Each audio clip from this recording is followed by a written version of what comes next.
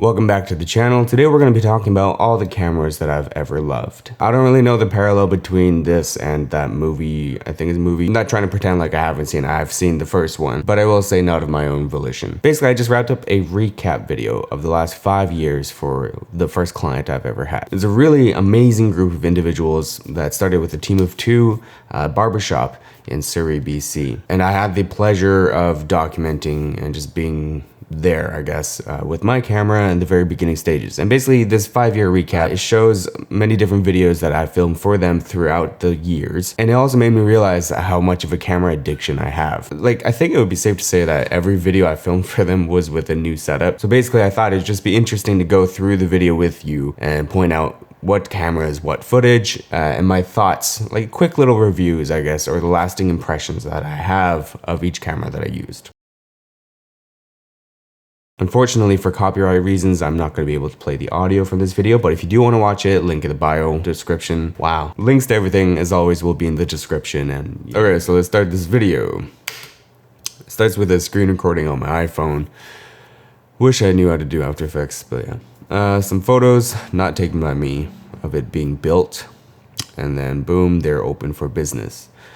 So this first video, or this first little bit, these clips are from an Olympus EM5 Mark II with the 17mm f1.8. I remember I had a Canon 6D at this time as well, but that was mainly for photos, and I really liked that camera for photos. But for video, I noticed a big difference. The main one being obviously the IBIS in Olympus. I don't know. The Olympus EM5 Mark II IBIS is phenomenal. But you look at these clips, unfortunately, they're just like very short, but the rolling shutter is actually not that bad. If you look at these lines, pretty good. The corners, you're not seeing a lot of that wobbly, well, I guess I should let it play. You're not seeing a lot of the wobbly things that happens in today's modern IBIS. Mind you, these clips are short and probably I edited out the wobbliness because there is definitely there, right, with the Olympus IBIS, but I don't know.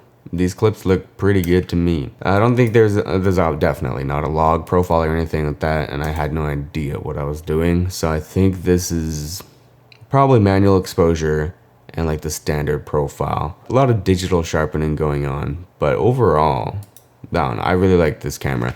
I really liked it mainly, I guess, well, it's pretty, there's that.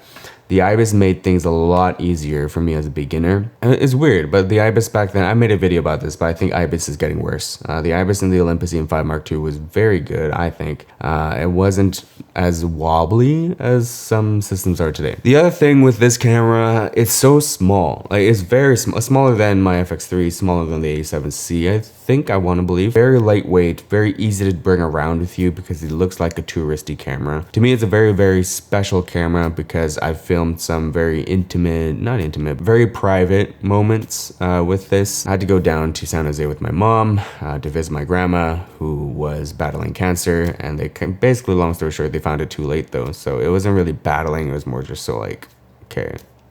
Yeah, but I do have footage taken with this camera on that trip, and it's very easy to pack. Didn't really have to worry about too much. I wasn't trying to film a vlog or anything, so it wasn't like I needed tons of batteries and stuff like that. And just having the 17 f1.8, which is effectively a 35mm, great. You know, I got to get everything that I needed. Again, I wasn't trying to film something. I was just trying to document. So I didn't really need like a zoom lens, get the wides, get the tights, or anything like that. It was just, I needed to be there for this moment. And I think that camera was perfect for that. It really taught me just being present. You can film stuff and document stuff while still being present in the moment, I think. That's the EM5 Mark II by Olympus. Next camera. Oh, okay, yeah, more Olympus. So this is the second event that we did. And again, here I was just bringing around the Olympus EM5 Mark II. Next camera is the Fuji X-T4. This is just a photo only gig though. And it's super short. This one, I think, is the first one I filmed with the Panasonic G85. This is, I think, my first foray into like, oh, video. Like, I really enjoy this thing. Helps to see bokeh. I want to say that it was with the speed booster and the Sigma 17 to 50. So very budget lens. Like, I think it was like 300, 400 bucks. And I was very happy with it. This camera setup Well, honestly, the Panasonic G85 got me to the bulk of where I am today, I think. It did a lot of the heavy lifting. It was my first, like, real foray, I think, into making videography my career. And the G85 was such a flexible and versatile solution that really spoiled me, and I began to miss when I started to mess around with different cameras. A small form factor, very lightweight, good battery life, ability to do 4K back then in 2016. The stabilization, I think, is phenomenal, was phenomenal. I really liked it on that camera.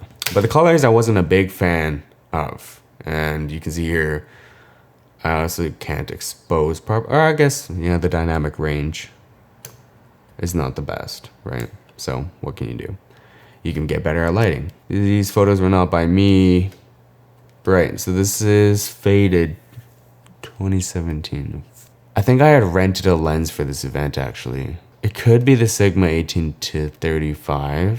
I can't remember. It was a Sigma Art lens, though, I'm pretty sure. But I don't think it was the 18-35. This footage is the same camera, right? It's a G85. But the colors and, I don't know, just the rendering overall, the highlight fall off even, just looks very different to me when I'm comparing it to something like the Sigma Art lenses. Mind you, I do think I was using a variable ND, so that could account for the slightly different colors, or I guess the highlight roll off as well. I don't know. Okay, so this is their first year anniversary. And again, I'm using the Panasonic G85 to film, but I also have a Canon T7i with the 10-18 on it. On the G85, I'm finally using the speed booster with the Metabone speed booster with the Sigma 18-35 f1.8. And I don't know, there's something about the colors, there's something about the highlight roll off that is just really nice with that lens and the G85 compared to something like the Canon.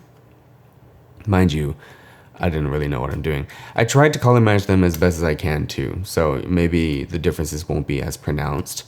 But in the original Canon footage, again, there's no log or anything, so it's very contrasty and not a lot of dynamic range.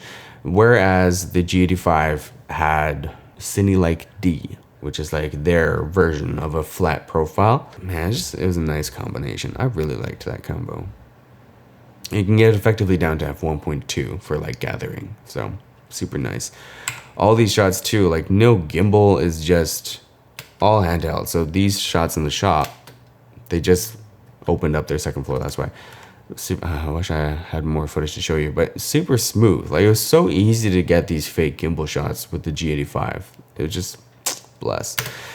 Next, the unsung hero. We're gonna talk about this in the different video, but I'm very tempted to sell the Sony FX3 and the Sony A7C and buy this camera. Because again, I'm in a position now where I want to shoot for fun and I just want to make the stuff that I like. I would like to use a camera that I genuinely love and like, you know, playing around with, because it's very important, I think, to have that. The Sonys, I think, are amazing for work, and they're growing on me day by day. They're amazing cameras, but they're just not fun cameras for me. Maybe for somebody else, you'll completely disagree, and that's fine. But for me, this camera that we're seeing footage of right now was very fun to work with. And I wish I had more footage to show you, but that's all I got. It's the Canon C100 Mark II. There's that green hue or tint to things and the whites while still having good skin tones. Just shooting with this camera, I recall having a lot of fun. I was shooting in a wide DR because I didn't understand log. But everything looked really great out of this camera, and shooting everything in 1080-60, 8-bit because there is no 10-bit and I didn't even understand 10-bit back then. What stood out to me about this camera is very simple. The autofocus is okay, but it's mainly in the center bit of the screen. I don't think it was touch to track or touch tracking or focusing, whatever. Just something like this type of shot would be great with the C100 Mark II. EVF that comes with it, very nice. I remember liking that. The top handle I remember really enjoying.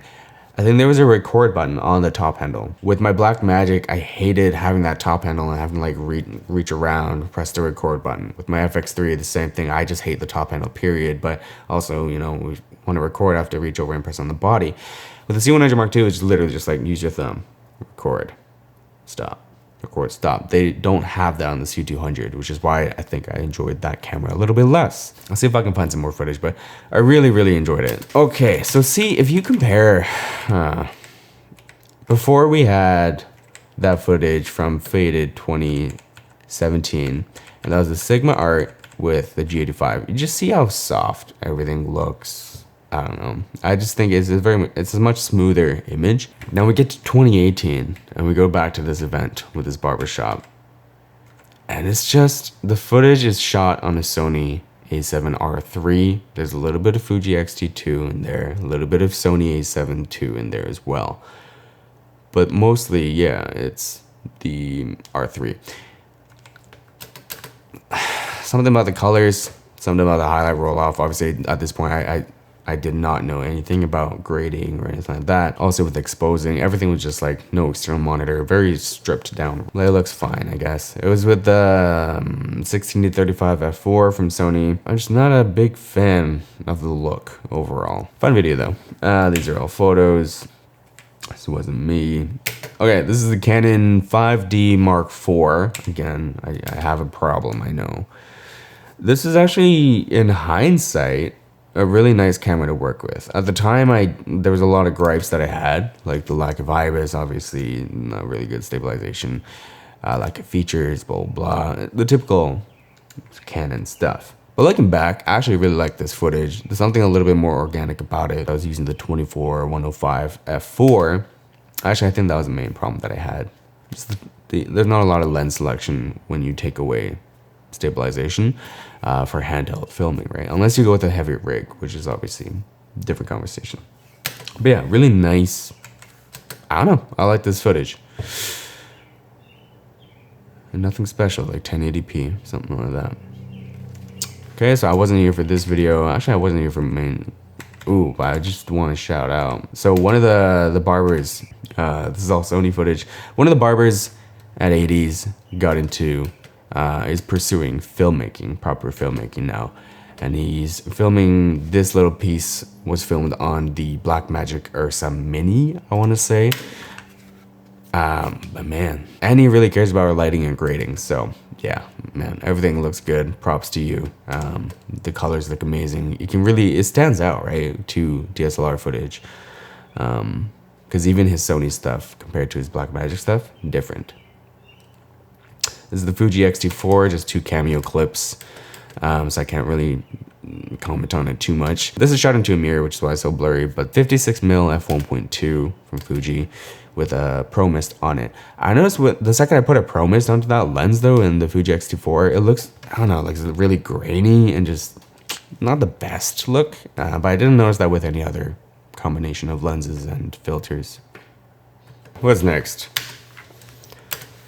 Didn't film that. I think that might be it for the stuff that I filmed for them. But yeah, those are some of the cameras that I used. So we have everything from Canon 5D4 to the A7R III, the Panasonic G85. A lot of different cameras over the years. I think, yeah, overall, actually, I don't even know. There's something about Panasonic Lumix that just gets boring, I think. It's a solid performer, but definitely just not one of the sexier options out there. But still, I think it's an amazing camera for what it is. You will have to manual focus everything though if you are going to be relying on the speed booster combinations that I had. I think I should have mentioned that. Not the best autofocus, right? I think that's still a thing with their like S5 and S1H, the GH6. But the image quality has always been top notch, very easy to recommend, very great value as well when you're comparing to some of these other brands. The Sony stuff, yeah, I'm conflicted. I don't know. I think they are, funnily enough, now I would consider them workhorse cameras. I found them to be very durable in my experience. The sheer amount of technology packed into these small bodies, I think itself is very compelling. What it allows for ultimately is just a lot of flexibility in a lot of different situations that you feel very confident with the camera that you're using. So it's a great system for that. I think it's really good. But the image that you get out of it, I don't know. It's just, even looking at some of this G85 footage,